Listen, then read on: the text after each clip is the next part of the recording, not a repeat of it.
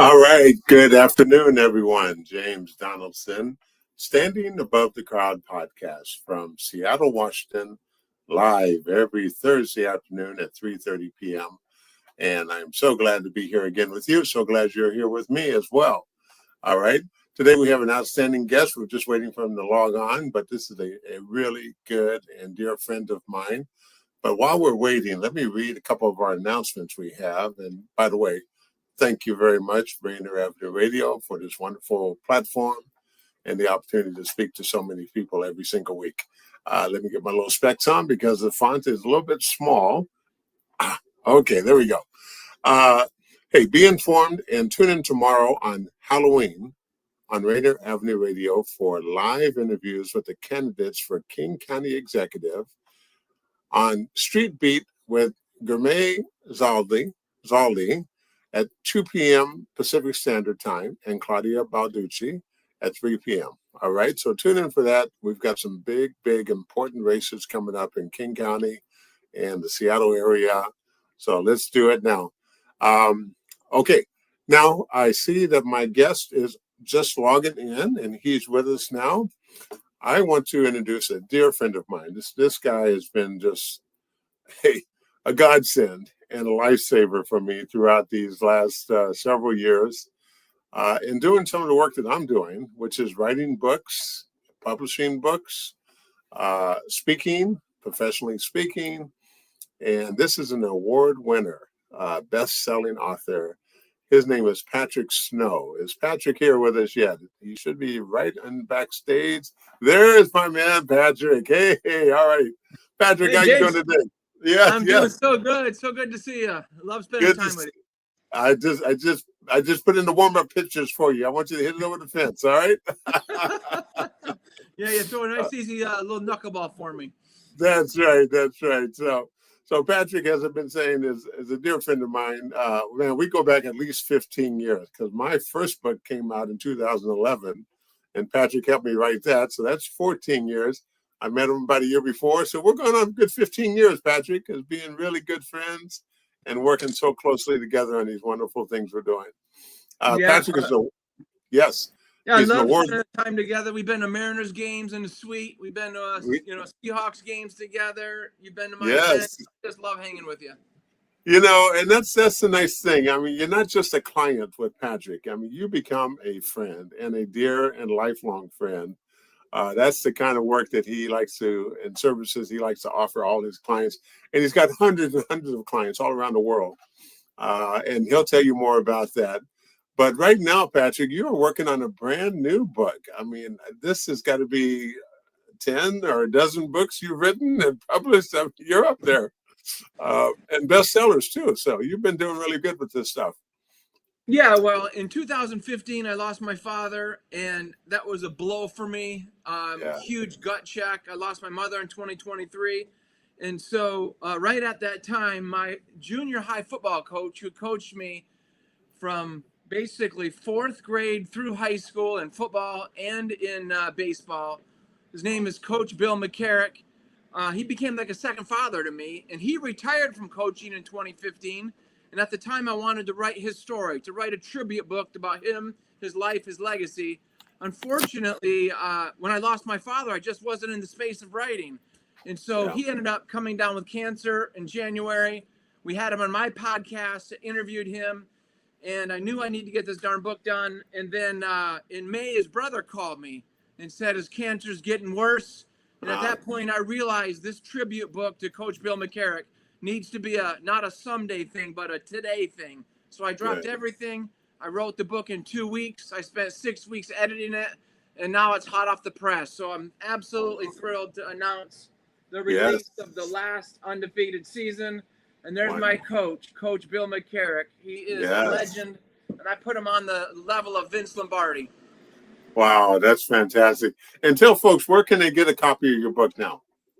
Best place is the lastundefeatedseason.com. The lastundefeatedseason.com. Yeah, good. Very good. Okay, and then will you be able to write a nice inscription in there for them, the purchasers of your book, or does this go through all the online retailers and comes shrink wrapped package and ready to go. Well, if they get the book direct from me, I'll write sign it. If they buy from Amazon, I won't be able to do that. So we can go either way. Okay, great. Man, that's fantastic. And as you know, I just have been given a tribute to my old coach, George Raveling, over the last 4 podcast episodes with my show. And I would love to put together a tribute book like that. So I'm going to talk to you about that, how I can do something for George Raveling the same way. So fantastic. Is the book comprised of a lot of interviews, first-hand interviews with your coach, or second and third-hand interviews with other folks who knew him? How does that work? Well, and when I found out he had cancer in January, I just knew I had to get him on my podcast. I had to record him. I had to capture his voice. I mean, I was 12 years old when I was the quarterback of that junior high football team. We had 12 guys on our team. And we took down St. Gerard, and they had like 70, 80 guys on their team. And their quarterback was John Smoltz, the future pitcher from the Atlanta Braves. So he and I were squaring off against each other. I was about 5 foot tall, maybe 100 pounds. He was like 6'1", 6'2", and full grown and mustache, and I still hadn't been through puberty yet. But I was 12 years old in 7th grade when this season happened. We had 12 guys on the team. We went undefeated. He ran us to and from practice because our team bus broke down. We were in the best shape of any team out there. But once I found out that he had cancer, I knew that I needed to get him on my podcast. I booked him on the show. We did a 2.5-hour podcast interview. I got the recording from that, and that certainly brought back tons of memories because my 12-year-old memory is not the memory of an adult. So having that 2.5 hours in the can, that really helped me craft and shape the full story of the book.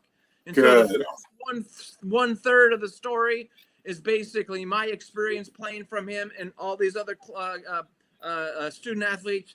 We figured that over his 38-year career, he coached upwards of 5,000 student athletes between football, wrestling, and baseball. So that's the first 1/3 of the book. The middle 1/3 of the book is his story of his life, and then the last 1/3 of the leadership lessons. So that podcast was instrumental. And then I interviewed about a dozen guys on the team, and with all that came together, that's how we came up with the book. And it's almost 300 pages. So it turned out to be a great product.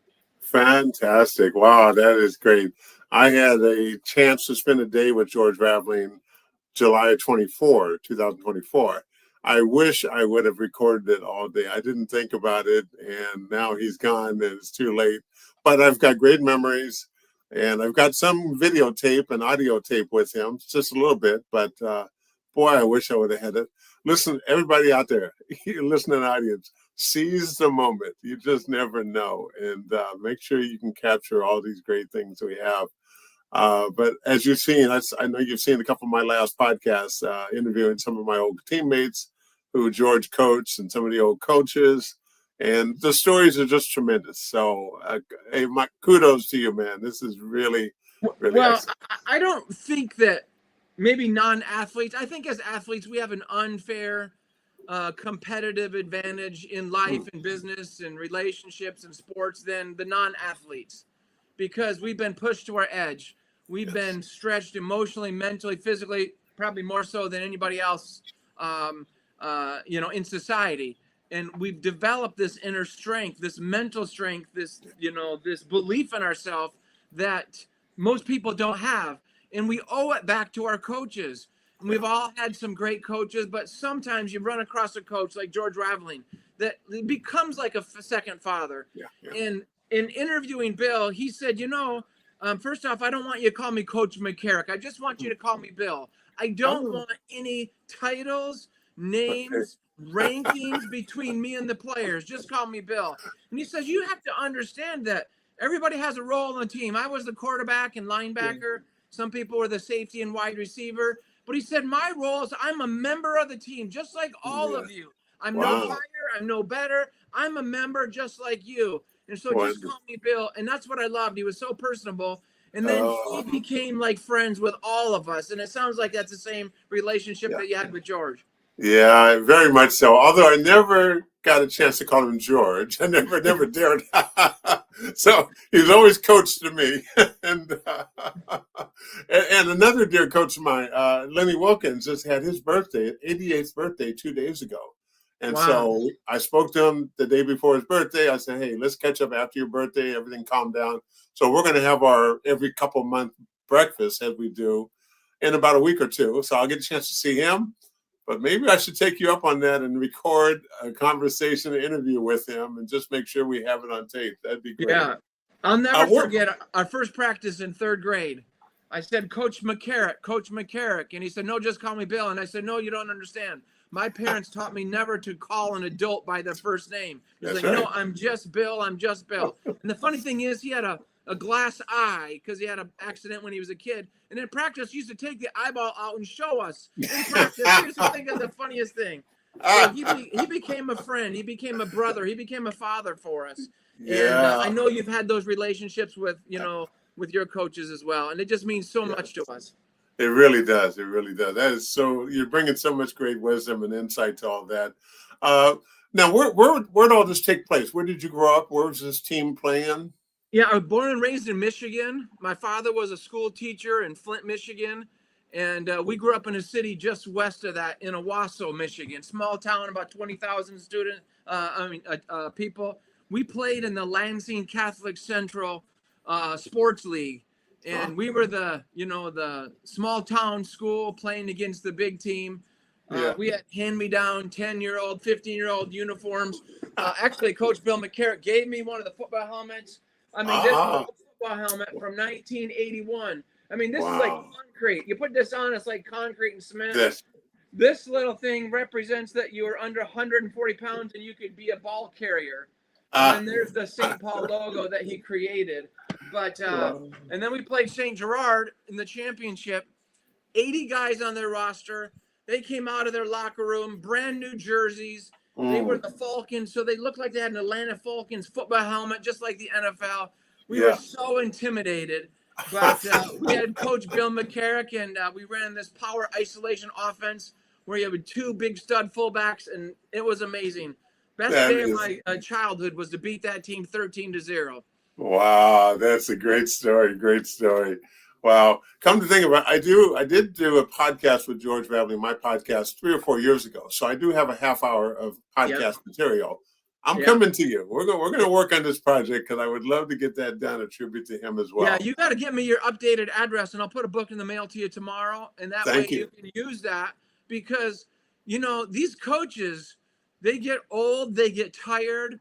They get kind of worn out a little bit. And last thing they want to do in their later years is spend 100 hours writing a book about themselves. And most of them have such a small ego because they're so humble. They're a lifelong server. They're a giver. They're an earth angel that they don't want to talk about themselves. So we as their players, we got to step up and write their story. And so I think it's one of the greatest things that we can do is give that gift of a book back to our coaches because so many teachers, so many coaches are in need of recognition. And I will tell you, this has given Bill like a whole new zest of life. I was really, really concerned there for a while. And after he got the book, he's like, this is the greatest thing ever. Just you can see the love and the light come out of him. Oh, that is so great. Wow. Well, I'm definitely going to follow up with this, and I'll send you my address. You can drop it in the mail. Great. Let's talk about the world of book publishing and professional speaking and all the wonderful people you have on your team helping us do that. You're a book coach, I guess you would call yourself, and you take these clients, and what do you do with them? Yeah, so I'm kind of like a general contractor. If you were building a house, you'd go to a general contractor, and that general contractor would have a foundation guy, a roofer, a framer, an electrician, a plumber, finished carpenter work, a landscaper. And so what most people don't understand, when you write and publish a book, there are about 100 decisions to make in the process of writing a published book. Everything from title to subtitle, hardcover, softcover, where do you print the darn book? How do you get global book distribution, Amazon, Barnes & Noble, copyright law, thick or thin? How do you put the table of contents together? How do you reference other people's testimonials and work? And so my role is to basically serve as writing coach, publishing coach, book marketing coach, professional speaking coach, and then I teach the business of coaching. So I lock them by the arm virtually, and I just work with them. And it typically takes about 3 or 6 or 9 or 12 months. And we create a world-class product. And ultimately, the book is a platform from which they stand on. And then from that platform, they do a book launch party, of which basically kind of nudges them to do a 1-hour professional keynote speech in front of the audience of 50 or 100 attendees. And then that speech is recorded. And then I nudge them a bit more and I show them how to become a professional speaker, because everybody has a message. They just need to learn how to do that. And then from stage, I show them how to make an offer for doing coaching, because once people see you on stage, they feel and taste and touch and emotionalize your energy. They want a copy of the book. So they run to the back of the room and they buy it. And then they want you as their coach. And so then they offer to hire you as a coach. You offer to hire them as a coach. And then they start making referrals. And so I love this quote that my mentor taught me, that when you speak, business happens, because your voice is your moneymaker. And the world's greatest marketing secret in the history of business is to write and publish a book, and then use that book as a lead generation tool to attract more speaking, coaching, consulting revenue. And the reason why this is important, Abraham Lincoln said it best. He said, there's only 2 things you can leave behind on this earth. One is your children, and the other is your art. And ultimately, the only way the dead can teach the yet unborn is through the written page. So we need to write out our legacy in advance. We need to strategically gift that book to everyone that we can share with. And then you'll be blown away as to how many people's lives that can be changed from the wisdom that you had. I mean, look at you, 14 years in the NBA, played pro basketball in Europe, played for the Harlem Globetrotters. I mean, there's a picture of you on YouTube, rejecting Michael Jordan, pinning the ball up against the backboard. You got a wealth of information, and that's why people need to, purchase your book, Standing Above the Crowd. And then your second book as well. And that's what a book does, is it allows your story, your experience, your love, your wisdom to last for hundreds of years. And so I try to help people capture that message. That is fantastic. So Patrick Snow is the name. How do they find you? How do they get a hold of you? If they want a complimentary consultation, I'll give out my number real quick. 206-310-1200. 206-310-1200. Make certain you send me your name and your time zone. Let me know that you heard me on the James Donaldson podcast, and I'd be honored and thrilled to offer you a complimentary consultation. And then also my website is becomingabestsellingauthor.com. becomingabestsellingauthor.com. And then this website is the Last Undefeated Season.com. People, he is the real deal. I mean, Patrick has been doing this work for 20, 30 years, and he is just on the roll, keeping it going. I mean, the industry's changing. It's constantly evolving into different dimensions. And now we know people don't read as much as they used to. They're doing audiobooks and podcasts and all that. How do you keep things fresh and keep them out there and keep them moving as far as marketing the material? Well, I will tell you that each of my clients gets a 52-step book marketing business plan. And I always encourage them to find 3 or 5 or 7 of those that fit their personality. But I would tell you, in today's day and age, the number one way to market your book or to market your business, whatever kind of business that you're in, is to do a podcast a day. So I'm constantly encouraging my clients that to gift a copy of their book to podcasters all over the world. Sometimes podcasters have 10,000 listeners, others have 1 million, others have 500. But the point of it is, you can sit from home. You don't need to take a shower. If you're a woman, you don't need to do your hair or makeup. You just get on the air, share your story, and amazing things will happen. And then once that happens, people want to know more. And then they get your book. And then they see in the back of the book, oh, you're a speaker. I'll come speak at our conference. And then you go speak at the conference. Oh, can I hire you as a coach? So why don't you share quickly? I mean, I know you've been speaking professionally for years and years, but when you got your first book published, had you done a lot of professional speaking gigs before that first book, or did most of them come afterwards? And then why did that happen? Yeah, the vast majority came afterwards. I spoke a little bit, but mainly at small little youth gatherings in schools and things like that. But in front of a large audience and getting paid for it, that really took off after my book was published and produced. Yeah. So that's exactly the way it works. And here's the reason why. Every human being that I've ever met, they're an expert at whatever they love most. Yeah. I mean, kids are experts at coloring. Teenagers are experts at video games. But until we have our name on a book as the author, nobody recognizes us as the authority in our subject matter. People view us, oh, he's that dad, he's that friend, or oh, he's that guy that kicks butt in fantasy football, or he's this storyteller. But once we become a book and have our name as an author, now podcasters, radio, TV, newspaper, magazine, bloggers, producers, editors, they view us as the expert. And then we can leverage that book to get free publicity, to stand up and shout out to the world and tell the world who we are, what we stand for, and what we believe in. And if we don't do that, nobody else will. So to answer your question, I think the best marketing strategy in terms of the newest technology today is this video. Yeah. So if you're an author, send out your book, get on a book on a podcast, offer complimentary consultations. That's what it's all about. Good. And a lot of people, of course, the biggest fear in life is public speaking for so many. How do they overcome that fear, and how can they get started and get comfortable with that kind of thing? Well, David Joseph Schwartz said, do what you fear and the fear will disappear. And it was Les Brown who said, never let someone else's opinion of you determine your reality. Wow. And so the reason why people are fearful is they're fearful of what other people will think of them. And I help my clients understand that it's none of your business what other people think. And if this was a political debate and we were in the field of politics, 50% of your audience would love you and 50% of the people would hate you.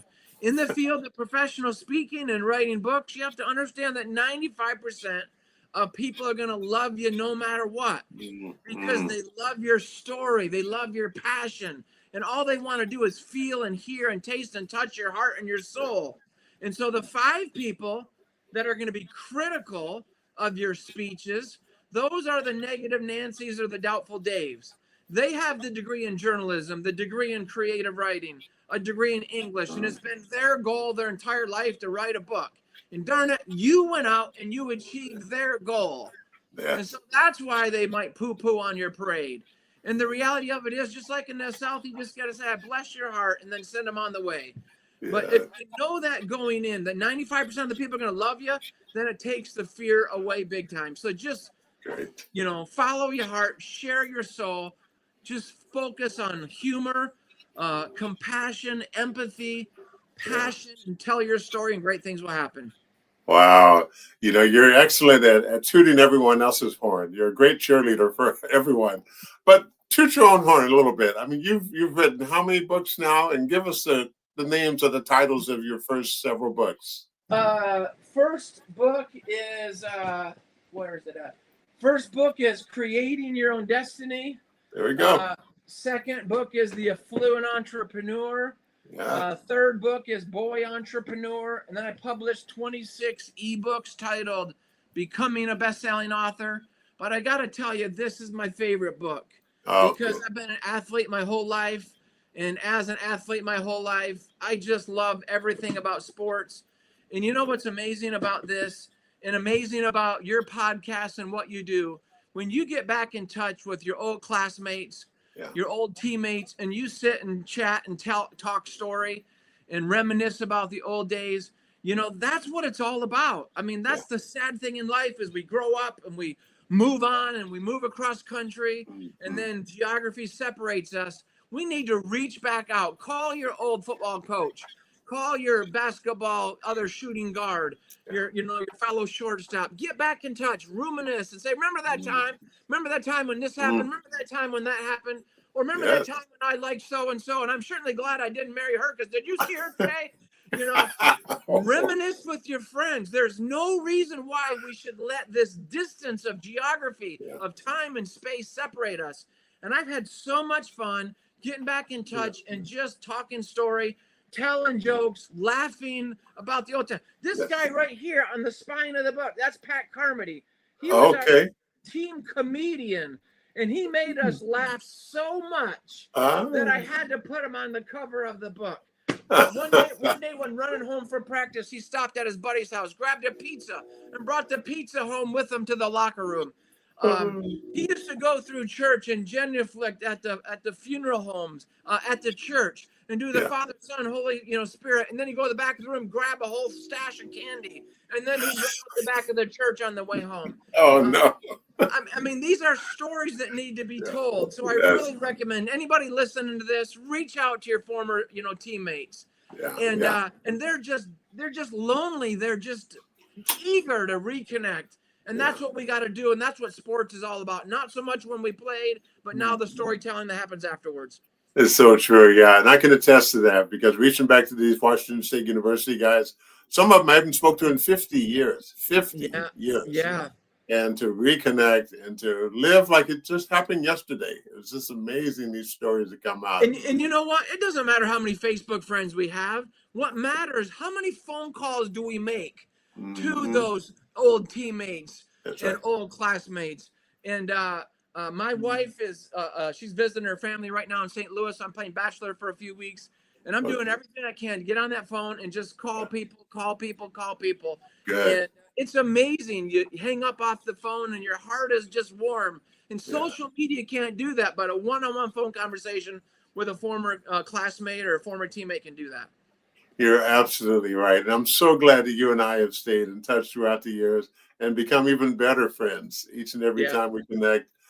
We work on different projects. I got a new one coming with you for you soon. And but I want to thank you so much, Patrick Snow, for being our guest. This has been very enlightening, very helpful to hopefully thousands of people out there. I hope your text message is blowing up and people reach out to you for a free consultation and you can help them so much in getting this new career, additional career going and show them how to do it the right way. So thank you. I want to thank you as well because a lot of times people say, you lost your dad, you lost your mom, you're now an adult orphan. What is that like? And I always tell people, find other people, other mentors that can take their steps. And James, I just wanted to honor you. You've been a great friend and a great mentor to me for years and years and years. And I just want to thank you publicly for all the great conversations we had over the years. Thank you, Patrick. Hey, it's a wrap. Thank you so much.